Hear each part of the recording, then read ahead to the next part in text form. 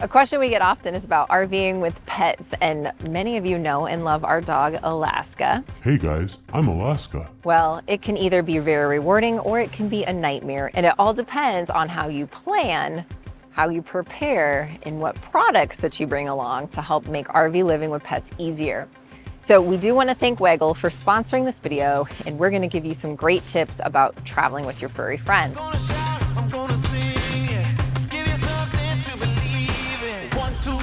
If you're new, my name is Charity, and we've not only been on the road RVing for 5 years now with our family, but also with our dog Alaska and our two cats, Scrappy and Kit Kat. On this channel, we share about life on the road, but more importantly, tips, tricks, fails, lessons learned the hard way, great places to visit, and some of the best food. So if that sounds like something you're interested in, click that subscribe button to be notified when we release a new video each and every week. Now, when we first started RVing, we were part-time weekenders. And so we would go out in the RV and sometimes bring the dog, but not the cats. It was just easier that way.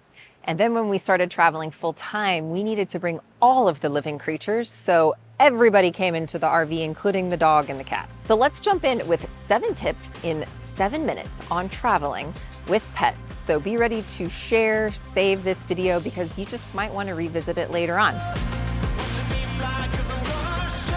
Tip number 1, pet-friendly stops. When you make stops on travel days, stop at places with a pet walking area. Now, many rest stops along major interstates have grassy areas for walking pets, and we found that many travel center stops, such as a Love's truck stop, now have dog parks. Tip number 2, check the campground's pet policies before making a reservation. Now, we accidentally booked ourselves at a campground that didn't allow pets, period. It's pretty awkward when we showed up with a dog in a campground that had no dogs allowed signs about every 20 feet. Well, load up, load up.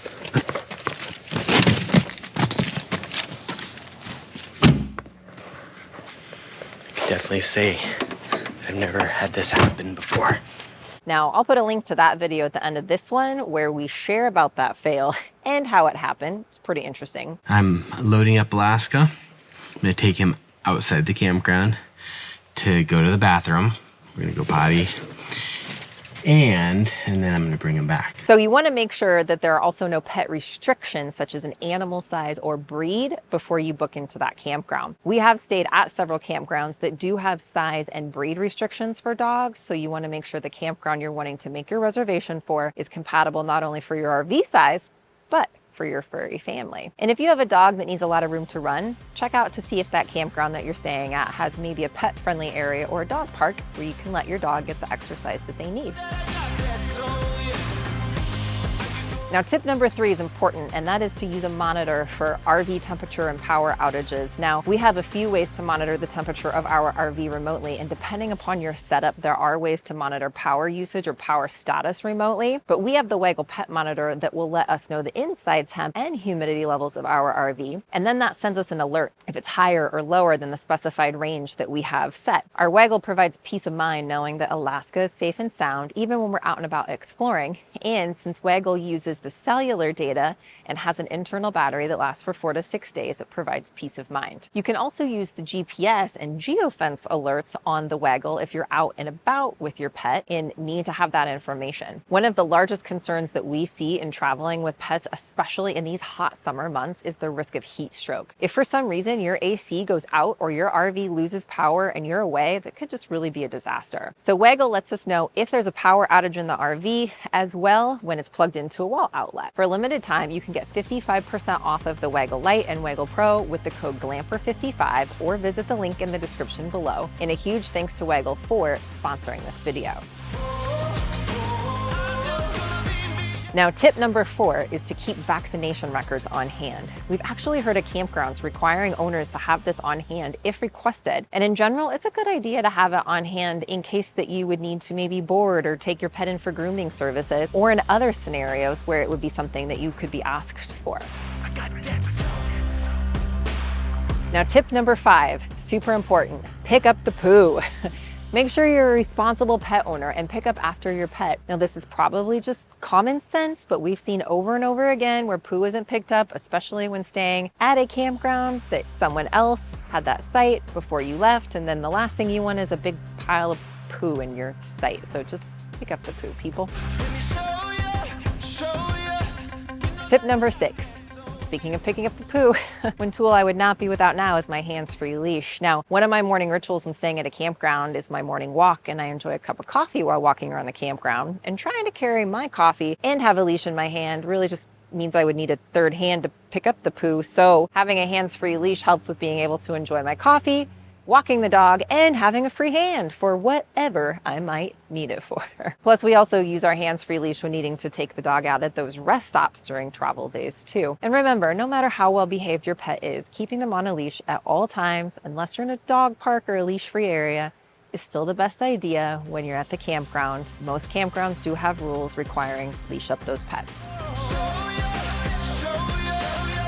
Tip number 7 is to use a spill-proof water bowl, and I'll have a link in the description for the one we use because I love it. But we use it for both the cats and the dog, and even on travel days, this particular design keeps the water in the bowl and not all over the floor. So when you don't have a ton of floor space to begin with, you don't want the floor space that you do have to be wet. Keeping it dry and not a slipping hazard with that spill-proof water dish has been one of our lifesavers for traveling with our furry friends. You also want this to be a fun trip for everyone, so make sure you pack plenty of treats and familiar items such as beds and blankets and toys. Now, if you ask our dog Alaska if he likes living the RV life, well, how about we just ask him and we'll let him tell you what he thinks. I love the RV life.